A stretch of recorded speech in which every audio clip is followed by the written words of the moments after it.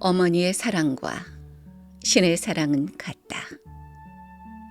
하느님한테도 고민은 있었다. 하느님은 이 세상에 사는 그 많은 사람들을 일일이 다 찾아다녀야 하는 일이 늘 고민이었다. 사람들마다 문제없는 사람이 없었으므로 하느님은 단 하루도 마음 편안한 날이 없었다. 하느님은 인간을 창조할 때 인간이 항상 사랑의 기쁨과 평화 속에서 행복하게 살게 되기를 바랐으나 에덴 동산을 떠난 인간의 모습은 그렇지 않았다. 사람들은 늘 사랑보다 증오를 가지고 살았다. 삶보다는 죽음이, 행복보다는 불행이, 화해보다는 분열이, 평화보다는 전쟁이 늘 그들의 앞을 가로막았다. 기뻐하고 즐거워하는 일보다 주체할 수 없는 분노와 고통에 휩싸이는 일이 더 많았다. 하느님은 그런 사람들을 그냥 못 본 척하고 지나갈 수가 없었다. 처음 인간을 창조할 때 지녔던 사랑과 평화의 마음을 가지고 일일이 사람들을 찾아다녔다. 병들어 아픈 사람은 아픈 데를 어루만져 주고, 눈물을 흘리며 슬퍼하는 사람은 그 눈물을 닦아주고, 분노에 들떠 잠 못 이루는 사람은 새벽이 올 때까지 함께 밤을 지새워 주었다.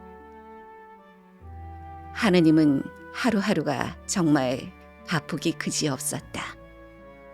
아무 불평 불만이 없도록 그 많은 사람들을 골고루 찾아다니기에는 하루 해가 너무 짧았다. 하느님은 곰곰 생각했다. 어떻게 하면 나 대신 사랑을 골고루 나누어 줄 수 있을까? 어떻게 하면 내가 찾아가는 것과 마찬가지로 그들을 찾아갈 수 있을까? 생각에 생각을 거듭하다가 맞아, 바로 그거야 하고 무릎을 탁 쳤다. 그것은 인간에게 바로 어머니를 만들어주는 일이었다. 탈무드에 나오는 이야기를 나 나름대로 재구성해 보았다. 탈무드에는 하느님이 너무 바빠 우리 인간에게 대신 어머니를 주었다는 이야기가 나온다.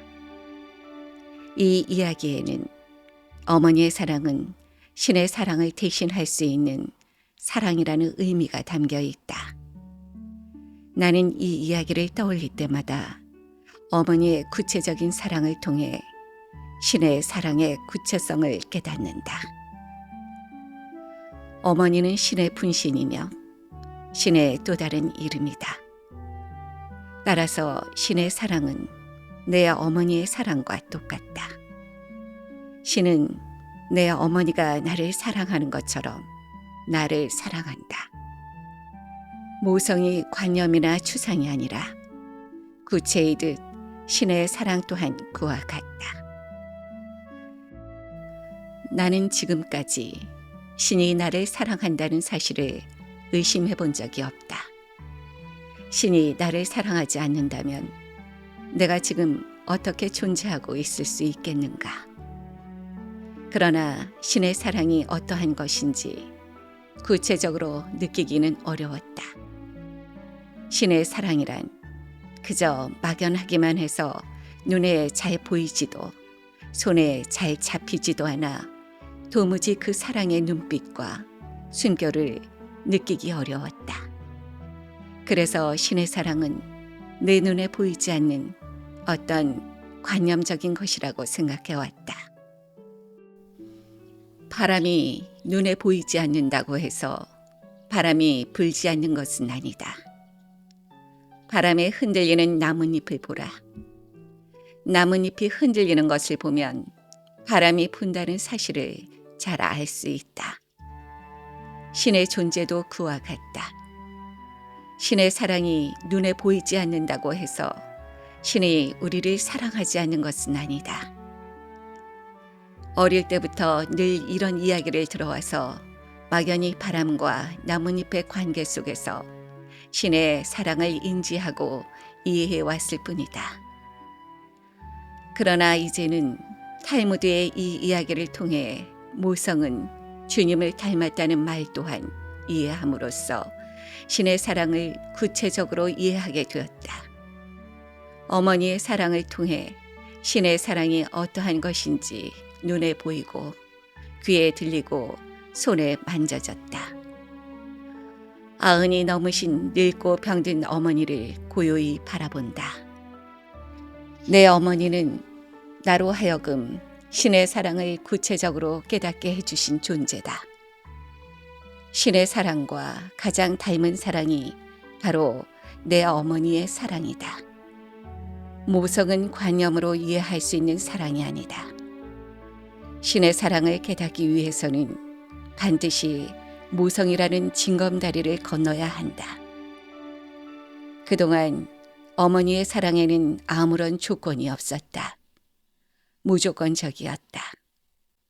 그동안 어머니의 사랑에는 아무런 한계가 없었다. 무한했다. 나에 대한 신의 사랑도 무조건적이고 아무런 한계가 없었다.